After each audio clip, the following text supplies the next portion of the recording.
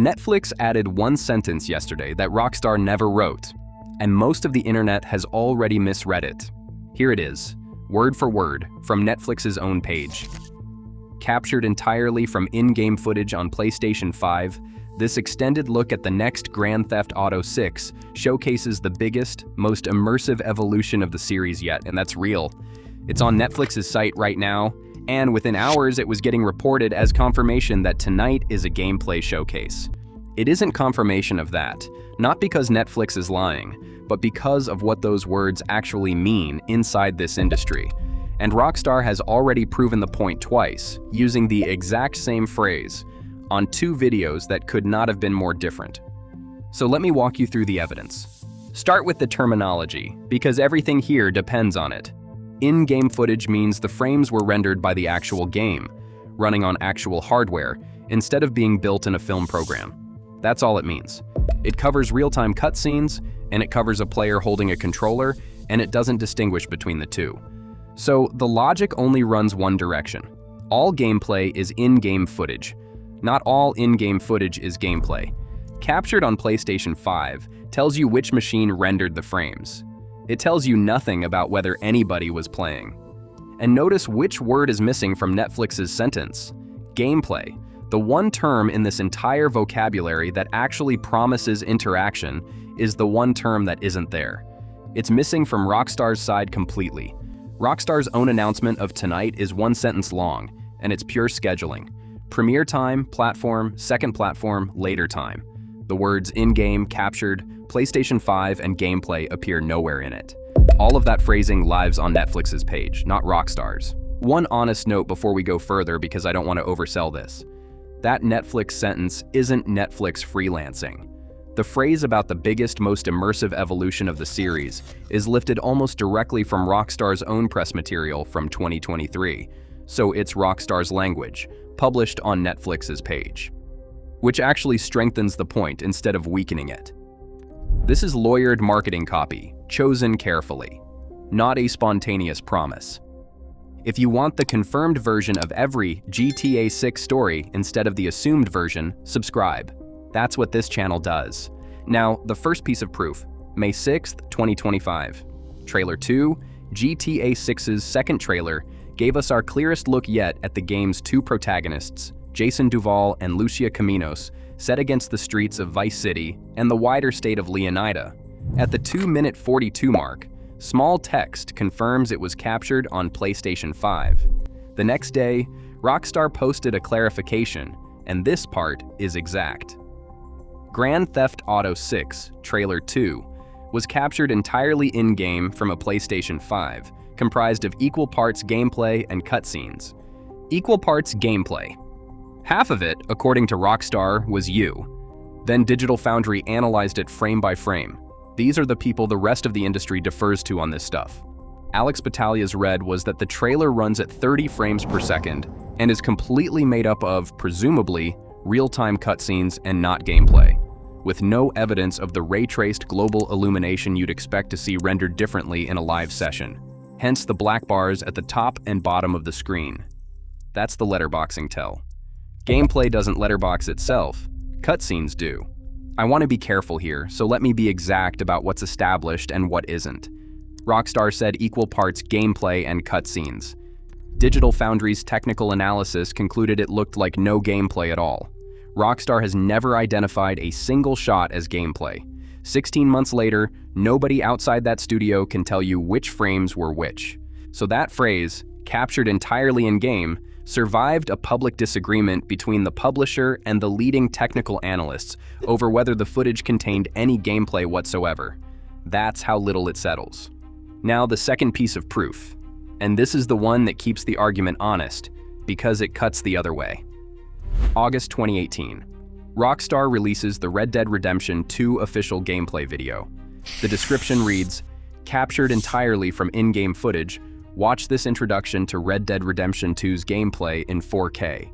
Same phrase, almost word for word what Netflix published yesterday, and that one was genuine gameplay.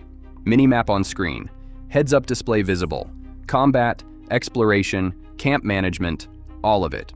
Real footage of the game being played. Go back further, and it's the same story. The Grand Theft Auto 5 gameplay video in 2013 was described as captured completely from in-game footage, using the PlayStation 3 version. So the same sentence has been attached to footage with a HUD, and to footage that experts believe had no player input at all. It doesn't discriminate. It never has. Which is exactly why marketing departments love it. It's accurate in both cases, and it promises nothing in either. And there's a reason the wording is this careful. In the UK, advertising rules require game ads to be representative of gameplay, and regulators have specifically warned that cinematic material can't be presented in a way that might be mistaken for the playing experience. Small print doesn't rescue a misleading ad. So publishers reach for language that's precisely true. In-game is precisely true. Gameplay is a much bigger promise. That contrast is the whole story today, and you won't see it framed this way in many places. Subscribe if that's the version you want. Which brings me to the detail I find most persuasive. And it has nothing to do with capture language. It's the title. When Rockstar has actual gameplay to show you, Rockstar tells you in the name of the video, Grand Theft Auto 5 2013, official gameplay video, Red Dead Redemption 2 2018, official gameplay video, then a second one later that year, official gameplay video part 2.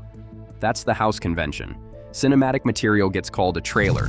Playable material gets called an official gameplay video. Tonight is called an extended look.